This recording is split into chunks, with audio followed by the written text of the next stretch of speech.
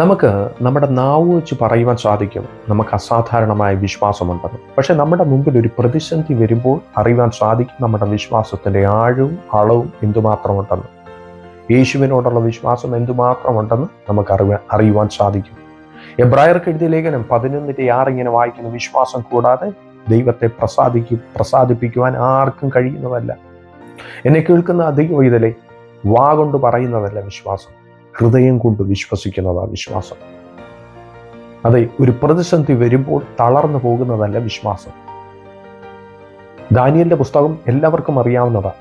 Daniel, Shadrach, മേശക്ക്, Abednego അവരുടെ training പീരീഡിൽ എല്ലാ സൗകര്യങ്ങളും രാജാവിൻ്റെ ഭക്ഷണവും കാര്യങ്ങളും ഒക്കെ ഉണ്ടായിരുന്നിട്ടും ദൈവഹിതമല്ലാത്തതുകൊണ്ട് അവർ രാജാവിൻ്റെ ഭക്ഷണം വേണ്ടാന്ന് വെച്ചു. തിരുഹിത പ്രകാരം ജീവിച്ചതുകൊണ്ടും അതെ ദൈവിക തത്വത്തിൽ ദൈവത്തിൻ്റെ പ്രോട്ടോകോൾ തെറ്റിക്കാത്തത് നടന്നതുകൊണ്ടും അവർ അതിനകത്ത് ഉദ്യോഗസ്ഥരാകുന്നു. ആദ്യം ശദ്രക്കിനും മേശക്കിനും അബേദ്നെഗോവിനും ആദ്യത്തെ പരീക്ഷ ഉണ്ടാകുന്നു. എന്താ പരീക്ഷ? നെബൂഖദ്നേസർ രാജാവ് വെച്ചിരിക്കുന്ന ബിംബത്തെ വണങ്ങാത്തത് കൊണ്ട് തീച്ചൂളയിലേക്ക് എറിയപ്പെടുന്ന ആദ്യത്തെ പരീക്ഷ. അവർ ദൈവത്തെ തള്ളിപ്പറഞ്ഞു. ദൈവത്തെ തള്ളിപ്പറയാമെങ്കിൽ വിഷയമല്ല, അതെ. പക്ഷെ അവരുടെ ജീവനെ, അതെ, മരണത്തെ മുഖാമുഖം കണ്ടിട്ടും അവർ ദൈവത്തെ തള്ളിപ്പറയുവാൻ ഇടയായില്ല. രാജാവ് വെച്ചിരിക്കുന്ന ബിംബത്തെ നമസ്കരിക്കുവാനും അവർ റെഡിയായില്ല. അതുകൊണ്ട് എന്ത് സംഭവിച്ചു? തീച്ചൂളയിലേക്ക് എറിയപ്പെട്ടെങ്കിലും നാലാമനായി സ്വർഗം അവരെ ഇറങ്ങി വിടുവിച്ചു. അവരുടെ വിശ്വാസം എന്തുമാത്രമുണ്ടെന്ന് ഇന്ന് പകലിൽ തിരിച്ചറിയണം. എന്നെ കേൾക്കുന്ന പൈതലേ, സാഹചര്യം വരുമ്പോൾ മങ്ങുന്നതാകരുത് നമ്മുടെ വിശ്വാസം.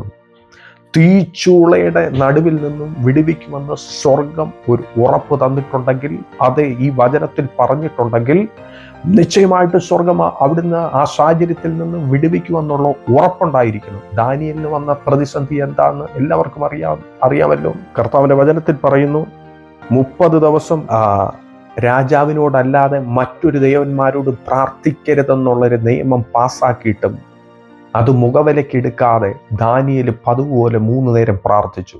എന്ത് സംഭവിച്ചു? സിംഹക്കൂട്ടിലേക്ക് എറിയപ്പെട്ടു. വിടുവിച്ചോ ദൈവം? അതെ, അവിടെ നിന്നും സ്വർഗം വിടുവിച്ചു. അസാധാരണമായ വിശ്വാസമായിരുന്നു ദാനിയേലിനും ശദ്രക്കിനും മേശക്കിനും അബേദ്നെഗോവിനും. ഇന്ന് പകലിൽ നമ്മളോട് തന്നെ ചോദിച്ചു നോക്കിയാട്ടെ, നമ്മുടെ വിശ്വാസത്തിന്റെ ആഴം എന്തുമാത്രം നമുക്കുണ്ടെന്ന്. പ്രതിസന്ധി വരുമ്പോൾ തളർന്നു പോകുന്ന വിശ്വാസമാണോ നിങ്ങൾക്കുള്ളത്? അങ്ങനെയെങ്കിൽ എന്നെ കേൾക്കുന്ന ദൈവവൈതലേ, ആമേ സ്തോത്രം, നമ്മുടെ വിശ്വാസത്തിന് എന്തോ ഒരു കുഴപ്പമുണ്ട്. കർത്താവിന്റെ സന്നിധിയിൽ മുട്ടുമടക്കിയാട്ടെ. അതെ,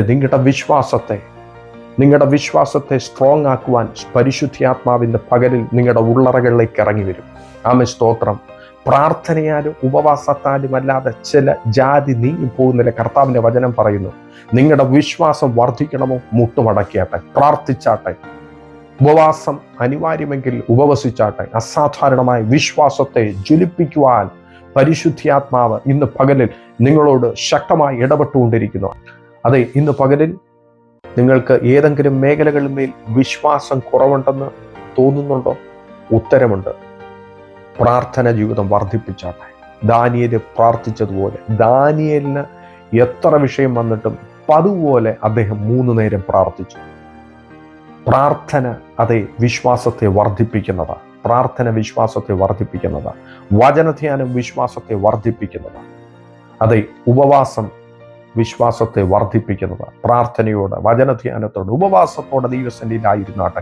ദൈവം നിങ്ങളുടെ ജീവിതത്തിന്മേൽ അത്ഭുതം ചെയ്യും. അതെ, ഇപ്പോൾ നിങ്ങൾ അഭിമുഖീകരിക്കുന്ന ഏത് പ്രതിസന്ധി ആയിക്കോട്ടെ, നിങ്ങൾ ആ വിഷയത്തിൽ നിന്നും പുറത്തു വരുവാൻ പോകുന്നു. വിശ്വസിച്ചാട്ടെ. നമുക്ക് കണ്ണുകളെ അടയ്ക്കാൻ പ്രാർത്ഥിക്കും. കർത്താവെ, നൽകി തന്ന അനുഗ്രഹിക്കപ്പെട്ട പ്രഭാതത്തിനിട്ട് നന്ദിയോടെ സ്തുതിക്കുന്ന ഈ വചനം ശ്രവിച്ചുകൊണ്ടിരുന്ന എല്ലാ ദൈവമക്കളെയും അനുഗ്രഹിച്ചു പ്രാർത്ഥിക്കുന്ന അസാധാരണമായ വിശ്വാസത്താൽ ഈ ജനത്തെ സ്വർഗം നിറയ്ക്കണമെന്ന് പ്രാർത്ഥിക്കുന്ന കർത്താവരെ ഉപയോഗിക്കണമേ.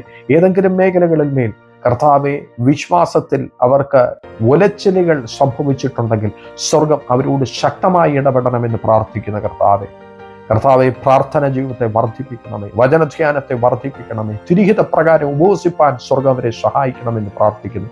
അവരെ അഭിമുഖീകരിക്കുന്ന എല്ലാ വിഷയത്തിൽ നിന്നും ഈ ജനത്തെ പുറത്തു കൊണ്ടുവരണമെന്ന് പ്രാർത്ഥിക്കുന്നു. സ്വർഗം തുറന്ന് പ്രാർത്ഥിച്ചിട്ട് നന്ദി. സകലമാനവും മൊത്തം കർത്താവിനെ നിങ്ങൾക്ക് ആ ജീവൻ തന്ന യേശുവിൻ നാമത്തിൽ തന്നെ. ആമേൻ, ആമേൻ, ആമേൻ. ഈ വചനത്താൽ ഏവരെയും ദൈവം സമൃദ്ധിയായി ധാരാളമായി അനുഗ്രഹിക്കട്ടെ.